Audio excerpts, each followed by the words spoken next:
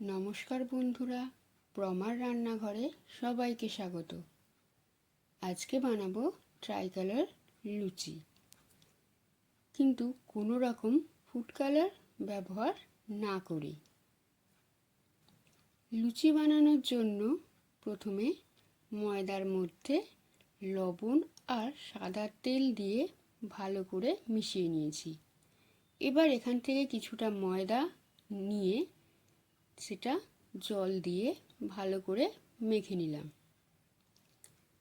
আবার আরও কিছুটা ময়দা নিয়ে সেটার মধ্যে গাজরের রস দিয়ে সেই ময়দাটাকেও ভালোভাবে মেখে নিলাম।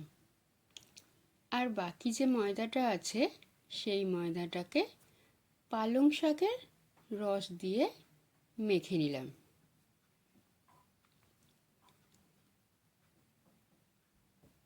এভাবেই তিনটে কালারের ডো আমি রেডি করে নিলাম। এবার প্রতিটা ডো নিয়ে হাত দিয়ে একটু লম্বা করে নিয়ে তিনটে ডোকেই একসাথে যোগ করে নেব। এবার এর মধ্যে থেকে ছোট ছোট টুকরো করে কেটে নিলাম।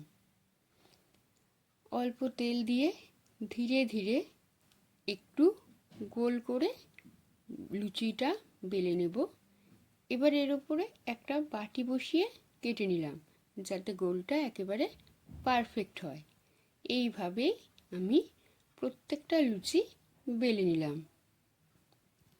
এবার কড়াইতে তেল দিয়ে তেলটা ভালোভাবে গরম করে নিয়ে একে একে লুচিগুলো আমি ভেজে নিলাম।